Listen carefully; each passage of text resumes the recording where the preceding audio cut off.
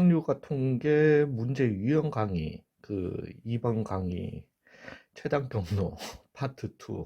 왜 이렇게 말이 길어? 예, 진행 한번 해보도록 하겠습니다. 지난 강의 때 분명히 그 최단 경로 구하는 법에 대해서 말씀드렸고요. 입체일 때도 겁먹지 말고 이렇게 진행하자 이렇게 했었는데, 이번에는 이제 거기에 장애물이 나오면 어떻게 하느냐 요거에 대해서 얘기를 할 건데요. 일단은 바리케이트법이라는 걸 갖다가 먼저 말씀을 갖다가 조금 드리겠습니다. 그러니까 이거는 그냥 뭐, 어, 죄송해요. 또 한 번씩 이렇게 말하다가 그냥 제가 멍 때릴 때가 있어가지고, 예, 이거는 뭐 그냥 명칭하기 나름이에요. 그냥 저는 그래서 검문소라고 명칭을 하고, 그냥 설명을 위해서 그렇게 하는데, 이건 뭐 선생님들마다 그냥 다 자기만의 표현법으로 그냥 알려주실 테니까, 그냥 저는 검문소법이라고 얘기를 갖다가 드리겠습니다. 그냥 우리 간단하게 놀이 한번 해볼게요. 즉, 여기에서 당신들이 경찰이야. 그리고 난 다음에 A에서 B까지 잠시만요. 요거는 계속 쓸 거라서 예, 좀 복사해 놓고 가도록 하겠습니다.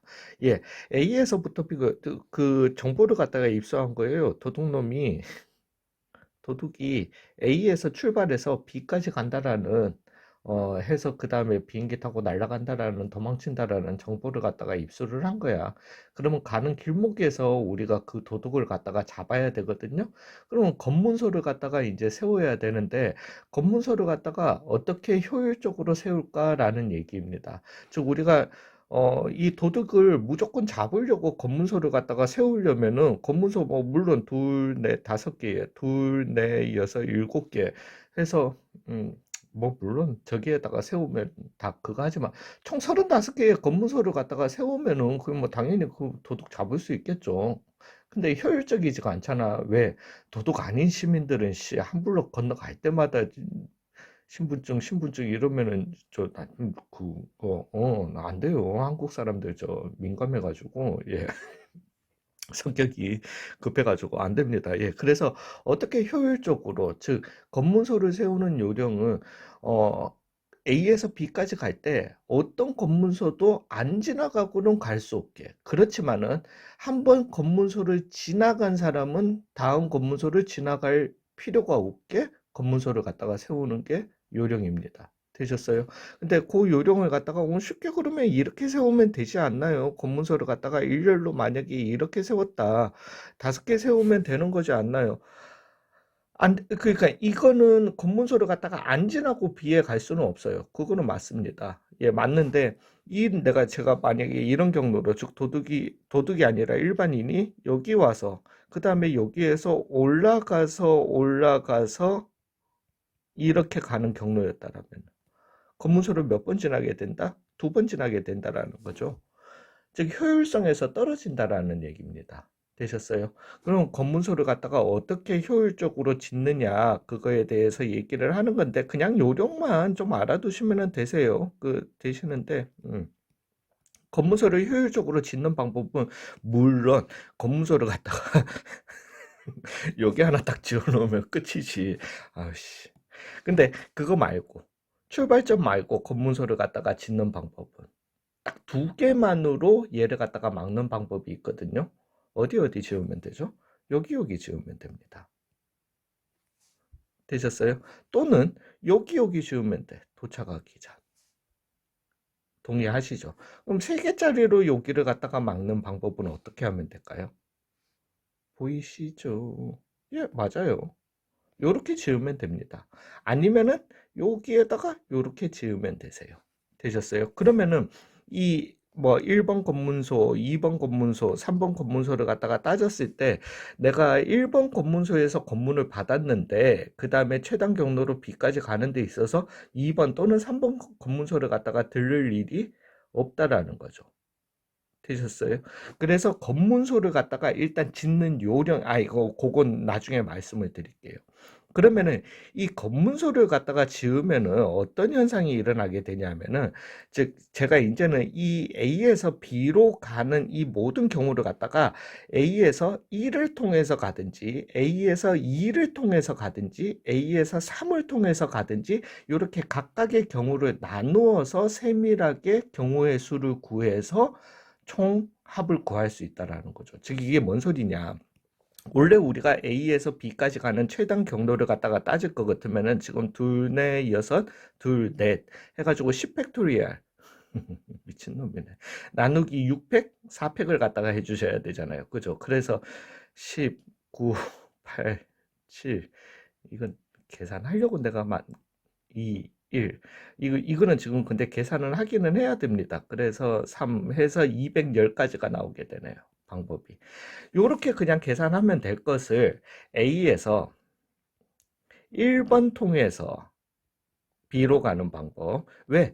A에서 B까지 가려면은 A에서 1을 통해서 가거나 또는 or 그죠? A에서 2를 통해서 B를 가거나 또는 or A에서 3번을 통해서 B를 가거나 요 세 가지 방법밖에 없었던 거잖아요. 그죠? 즉 A에서 1을 통해서 가는 방법은 일단 A에서 1로 먼저 가야 되니까 한 가지 직진밖에 없잖아요. 그죠? 한 가지 방법. 그 다음에 1에서 B로 가는 최단 경로를 갖다가 구해 주시면은 8팩토리얼 나누기 그죠? 8팩토리얼 나누기 6팩 2팩이 되게 되겠다. 그죠? 그래서 8, 7, 4, 7, 28 28가지가 나오게 됩니다.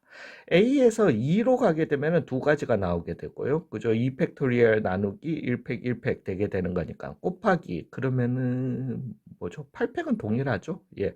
8팩토리얼 나누기 5팩 3팩이 되게 되는 거잖아요. 그죠? 그래서 87에 56의 2배니까 112가 나와야 되는 겁니다.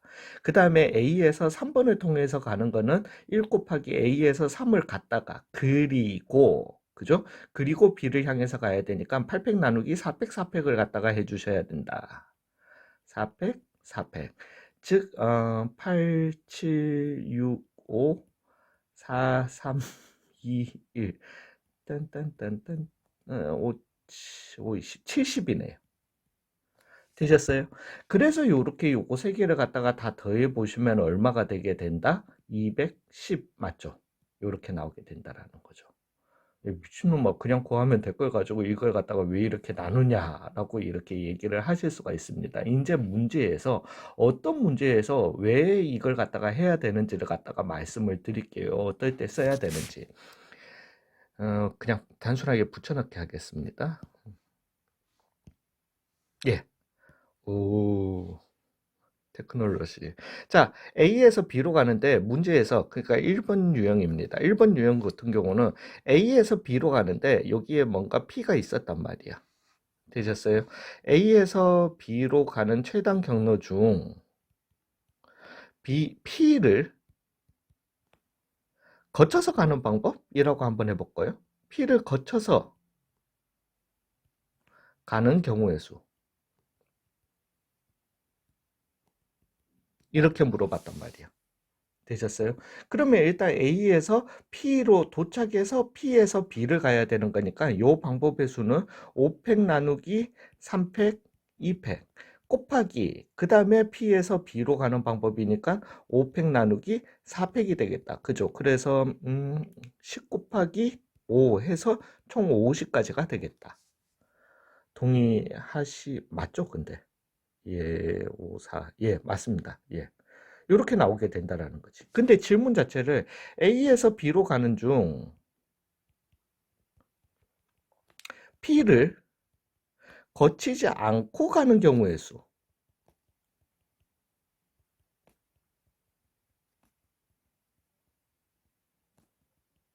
이렇게 물어본다라면은 문제집 풀이 뭐 일반적인 문제 풀이에서는 그러면은 A에서 B로 가는 총 경우의 수에서 A에서 P를 거쳐서 가는 경우의 수를 갖다가 빼주시면 되지 않냐는 거지. 예, 맞습니다. 여기에서는 그렇게 하셔도 되세요. 그래서 여기에서는 좀 전에 얼마였지? 210이었나? 예, 210에서 빼기 50은 얼마? 160이다. 이렇게 계산해 주시면 되세요. 되셨어요? 근데 문제는 이렇게 나왔을 때는 어떡할 거냐는 거죠. 잠시만요.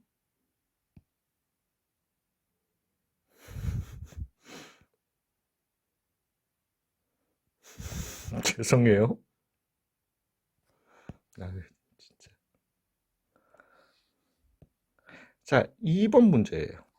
이제는 A에서 P, Q 있는데 P 또는 Q를 갖다가 거치지 않고 가는 경우의 수. A에서 B로 가는데 P 또는 Q를 거치지 않고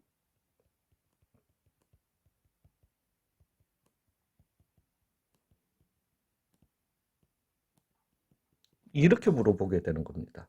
이제 이렇게 되면은 조금 문제가 생기게 되는 거예요. 왜? 이렇게 돼 버리면은 전체 경우의 수에서 우리가 앞에서 했던 문제풀이를 갖다가 할 것 같으면은 전체 경우의 수에서 빼기 P를 통해서 가는 경우의 수, P 경우를 갖다가 빼주셔야 됩니다. 그 다음에 Q를 갖다가 통해서 가는 경우를 갖다가 경우의 수를 갖다가 빼주셔야 되세요. 근데 문제는 처음에 P를 통해서 가는 경우의 수, 그죠? 그 다음에 Q를 통해서 가는 경우의 수를 갖다가 계산할 건데, 이 처음 P 경우에, 이 파란색으로 할게요. 경로가 내가 여기에서 P를 통해서 가는 경우의 수, 그 경우의 수 카운팅에는 분명히 요렇게 간 게 들어가 있을 거라는 거지. 그죠? 근데 Q를 통해서 가는 경우의 수를 갖다가 내가 구해 주셔도 요렇게 왜 A에서부터 Q로 가는 경우의 수에는 요렇게 해서 Q까지 도착하는 게 있거든. 그리고 난 다음에 Q에서부터 요렇게 가는 경우의 수가 있었던 거거든. 똑같은 경로, 즉 똑같은 경우의 수가 중복으로 빠져버리게 되는 거예요. 이해 가셨어요? 그래서 이 경우에는 더하기 다시 뭐를 해줘야 되냐면은 어이구 죄송해요. 다시 더하기 P 그리고 Q, PQ를 갖다가 동시에를 어, 이용해서 간 경우의 수를 갖다가 다시 더해줘야 되는 겁니다. 엿같죠? 이렇게 된다라는 거야. 에이 쌤 두 개 쌤 그렇게 하면 되지. 그럼 이렇게 해가지고 PQR이 있었으면 어떡할 거냐는 거지. 되셨어요? 이렇게 돼버리면 전체 경우의 수에서 빼기가 굉장히 힘들어집니다. 이해 가셨어요? 즉 요럴 때 쓰는 게 요럴 때 차라리 쓰는 게 검문소 방법, 바리케이터 방법이라는 걸 갖다가 알려드리려고 이렇게 설명을 드리는 거예요. 되셨어요? 그러면은 일단 지금 요 상황에서 똑같은 PQR을 PQR까지는 하지 맙시다. R까지는 하지 말고 딱 요 경우를 가지고 그래서 에이 참 잠시만요. 오케이. R 지우면 되겠다. PQ만 가지고, 요걸 가지고 얘기를 갖다가 한번 해볼게요. 그러면 이 경우에 우리가 문제를 갖다가 어떻게 풀면 되는지. 근데 답이 같다라는 걸 갖다가 알아야 되니까 우리가 이거부터 계산을 갖다가 먼저 한번 해보겠습니다. 즉, 전체 경우의 수 210개, 만약에 요렇게 푼다라면 210개였고요. 빼기, P를 통해서 가는 경우의 수는 A에서 P를 갖다가 먼저 가야 되니까 5팩, 3팩, 2팩, 그죠? 2팩 곱하기 P에서부터 B를 가야 되는 거니까 5팩 4팩이 되게 되는 거고요. 빼기 그 다음에 Q를 통해서 가는 경우는 6팩인가요? 6팩 3팩 3팩 그죠? Q에 도착하고 그 다음에 Q에서부터 B로 가는 거는 4팩에 3팩이 계산되게 됩니다.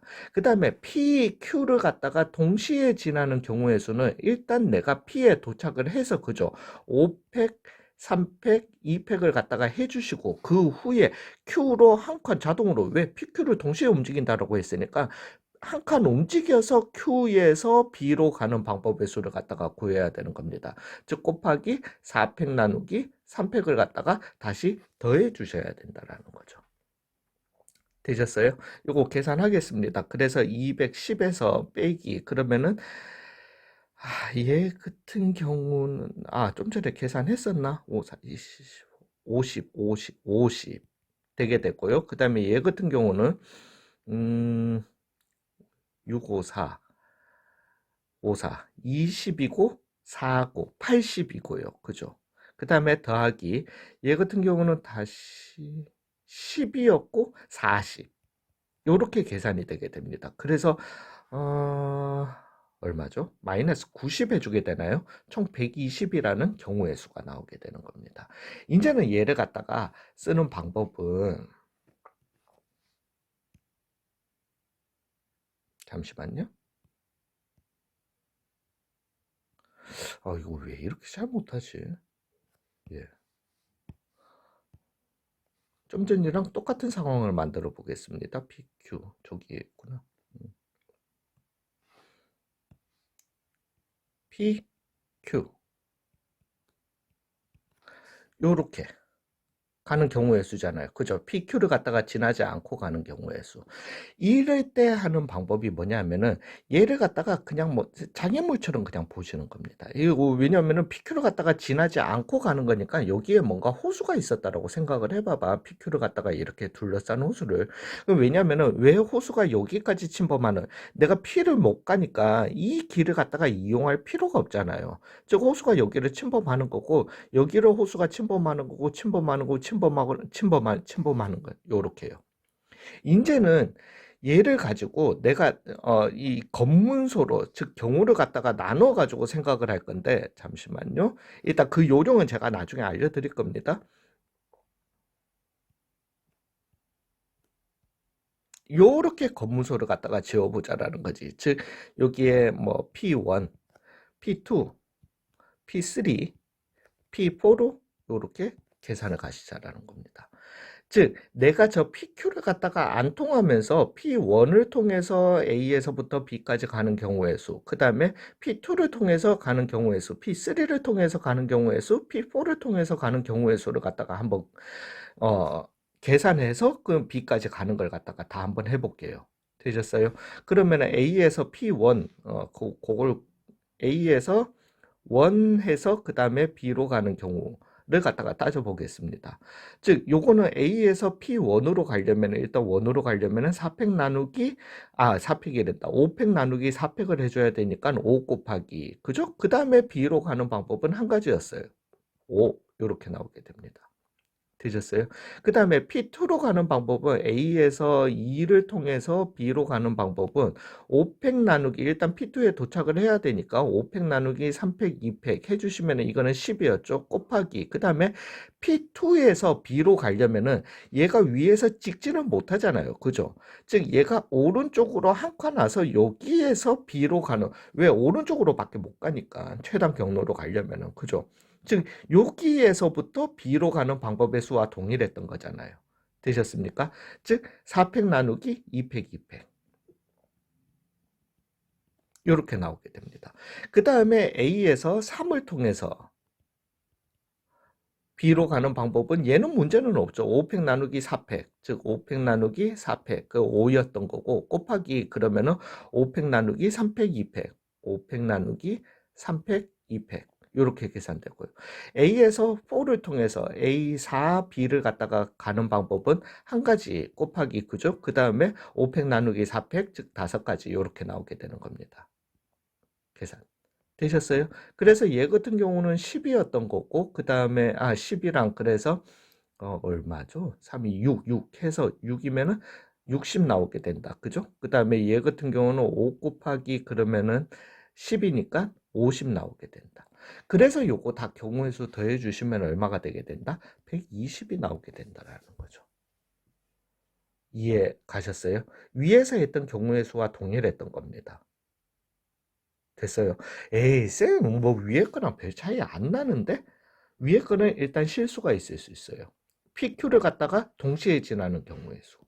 요걸 더해줘야 되는, 요걸 생각해 주셔야 되고요. 다시 한번 말씀드리지만, 하나짜리는 뭘 선택하셔도 상관없습니다. 굳이 이 검문소 방법이라는 걸 갖다가 사용을 안 하셔도 상관이 없으세요. 2개짜리는 뭐 본인 마음이고요. 3개짜리는 위에 거 선택하시면 망합니다. 3개 이상에서는. 되셨어요? 왜냐하면 이거 빼고 뭐가 3번 빠졌지 뭐가 2번 빠졌지 이런 걸 갖다가 다 체크하셔야 되기 때문이세요. 이해 가셨어요? 4개 이상 넘어가면 어쩔 거냐는 거지. 그래서 검문소 방법을 갖다가 미리 익히셔 가지고 검문소 방법으로 요렇게 나누어서 가시면 좋다라는 겁니다.